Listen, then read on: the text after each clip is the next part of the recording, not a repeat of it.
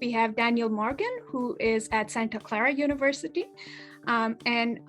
Professor Morgan will be presenting Letter Writing as the Mingling of Souls, Remote Knowledge Exchange amongst 18th Century Naqshbandis. Daniel Morgan received his BA and MPhil from the University of Oxford and his PhD from Salk at the University of Chicago in 2021. And I feel like saying congratulations, Daniel, since that is fairly recent. His research focuses on Islamic thought and Sufism in the Mughal Empire with a specific interest in applied cosmological sciences and reformist political theology. He's currently writing an intellectual and social history of the Naqshbandi Sufis of North India in the early modern period, which all of us are looking forward to reading. I just want to say thank you so much to Rohit for inviting me. I'm humbled and very happy to be here with such esteemed colleagues. The paper I'm presenting today is about kind of remote communication, which seems very pertinent to our own time. And it was actually something I begun just a few months before the sort of pandemic began, and then it just turned out to be very fortuitous timing. So I'm beginning today with a letter written by the 18th century polymath Shah Waliullah of Delhi, a letter that he sent to his closest disciple, Muhammad Ashik of Pulat. The letter was written in the late summer of 1752, a few weeks after the month of Ramzan, which was for Waliullah a period of seclusion, fasting, and prayer. During this period of seclusion, he received a vision in which Abul Hasan al-Shadhili, a 13th century Maghribi Sufi, had appeared to him pale and sparsely bearded like a flash of lightning. In the vision, Waliullah had been placed in the spiritual station of al-Shadhili himself and was given access to knowledge previously only disclosed to him. After the vision, Waliullah began writing a Persian commentary on one of al-Shadhili's best-known works, Hizb al-Bar. In the letter to Muhammad Ashik, Waliullah writes that his commentary on this text is almost finished. And then he mentions, almost in passing, that once he's completed the first draft, he's going to have another one of his disciples finish a fair copy. And then that this finished work would be sent to Muhammad Ashik Pulat. Muhammad Ashik is living in a small village called Pulat, which is about 80 miles northeast of Delhi, near modern-day Muzaffarnagar. So what's notable in this letter is not Waliullah's claim to rarefied spiritual states, which are kind of familiar to us, those of us who work on Sufism, but rather that he considers it completely unexceptional to send a newly written work to his disciple without the need for a face-to-face meeting. This is significant because historians have, for many years, argued for the absolute centrality of oral knowledge transmission in Islamic educational contexts. In such models, we're told that the pervasive focus on orality was rooted in a deep-seated suspicion that Muslim scholars had for the written word, and the concomitant fear that without careful protocols for oral transmission, textual corruptions could easily creep into religious texts. It was only once a student had heard a text that they'd become links in an unbroken chain of authoritative textual transmission, connecting the student to the writer of the text. In such a framework, the spread of the printing press in the early 19th century is understood to have represented a huge epistemological rupture in Muslim societies. The easy availability of texts representing, allowing for unguided reading and a breakdown of the traditional modes of authority, leading to an interpretive free-for-all in the modern period. Although this romanticized depiction of an unchanging model of person-to-person oral transmission of knowledge in the pre-colonial period is not entirely without merit, what is striking is that Naqshbandi letters from late Mughal India routinely mention books being sent by means of privately hired messengers, qasids, often over vast distances. These remotely transmitted books included works of tasawwuf, apotropaic texts, metaphysics, logic, philosophy, Quranic commentary, and poetry.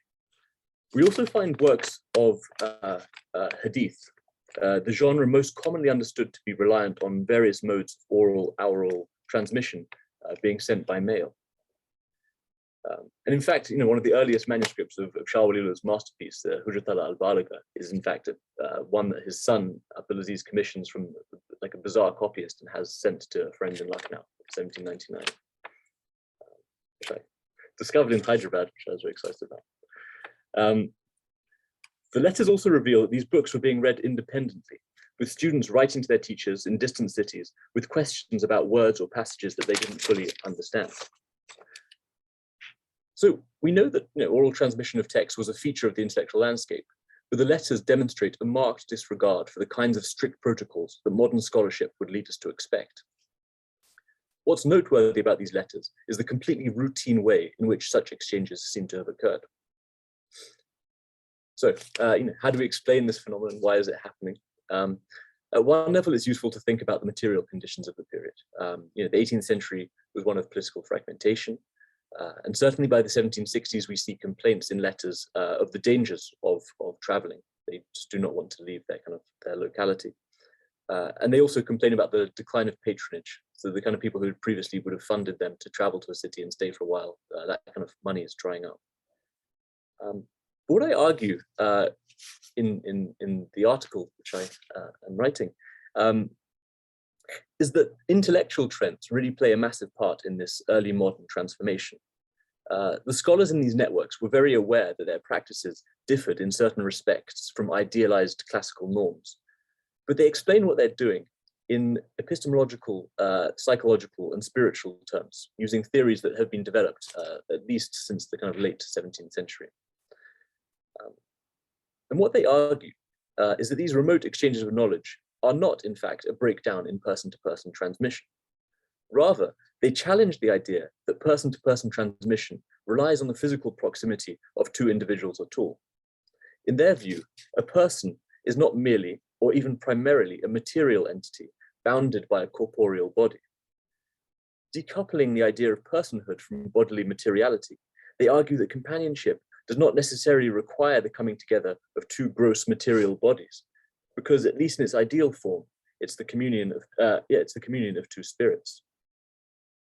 As a result, face-to-face companionship and letter writing are not seen as completely distinct modes of communication, but rather both are seen as means for creating and invigorating bonds of trust and affect between two spirits.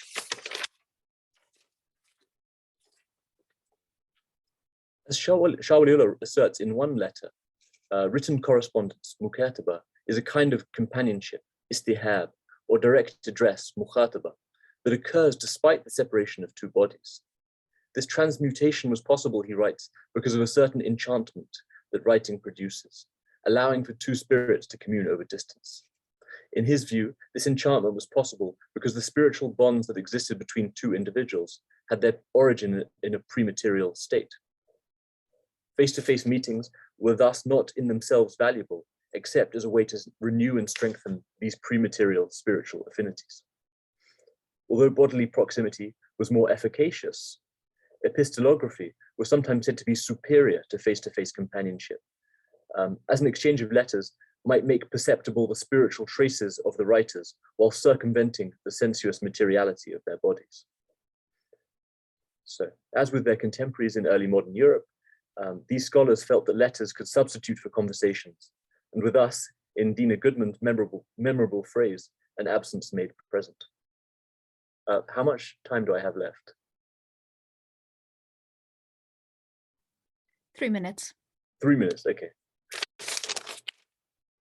So Waliullah captures the limitations and potentials of these exchanges in a quite beautiful couplet that he writes in a letter to his friend Muhammad Muin, who lives in Sindh, some 700 miles from Delhi, modern-day Pakistan. And the verse is, what need has friendship for face-to-face meeting? The breeze of Yemen longs even now for the perfume of Arabia. And so the poem's central conceit of a scent-bearing breeze connecting Yemen with Arabia alludes to the relationship formed between the Prophet Muhammad and an otherwise obscure Yemeni shepherd named Uwais al-Qarni. And although Uwais longed to meet the Prophet, he felt duty-bound to remain at home to look after his sick mother. This is the story. Despite their physical separation, the two men develop a close spiritual connection, and Uwais becomes one of the first Muslims. This enigmatic bond, linking two individuals over distance, became a paradigmatic symbol for later Muslim scholars and mystics as they sought to explain how remote communications made it possible for two individuals to generate and maintain ties of friendship and trust when they were unable to meet face to face. And Waliullah and Muhammad Muin, the person to whom he wrote this verse, They had actually only met once in 1731 as Waliola was traveling to Gujarat on his way to Hijaz. But despite their limited time together, the two men maintained a routine exchange of letters for the next 16 years, ending only with Muhammad Muin's death in 1748. They exchanged mundane kind of griefs and joys and complaints. But also, Muhammad Muin sends Waliola books that are not available in Delhi. There's books of hadith that are circulating in Sindh that Shah Waliola wants, and so Muhammad Muin sends them. And their spiritual connection, they have increasing sort of intellectual differences, and you can tell they're kind of going in different ways. But throughout their correspondence, there's a strong and sustained mutual affection. And in the highly refined poetic idiom of the period, their connection, spiritual connection, is somewhat counterintuitively described in richly sensuous language. And this kind of spiritual communion is figured using precisely the kind of like olfactory language that appears in the poem, the mingling of the Yemeni breeze and the perfume of Arabia, meant to evoke the idea that it's possible for individuals to meet over great distances, not using the kind of usual senses, the external senses, but using the kind of internal senses, the senses that allow us to feel things like love and grief. And Waliola basically argues that sensitive people can experience these emotions and internal sensory experiences across vast distances. So to conclude, I'm not trying here to sort of conflate the remote transmission of texts within these networks with the anonymity of print culture in the 19th century. The idea of person-to-person transmission continues to be important, and texts are being circulated within close-knit networks of trust based on intellectual and spiritual attainment. But the letters also seem to disrupt the stark binary that scholars have used between oral and written culture. And the theories outlined here are highly suggestive as we consider why it was that Muslim scholars were so enthusiastic in their adoption of lithographic technologies in the early 19th century. The capacity for reproduction and dissemination of text over distances strengthens trends that were already present within these socio-textual communities. So the letters suggest that we may see the arrival of the lithographic press as creating conditions for a rise in the volume of textual production, but not necessarily a sharp rupture in protocols of textual authorization and transmission. Thank you, Daniel. We are going to hear next from Supriya Gandhi.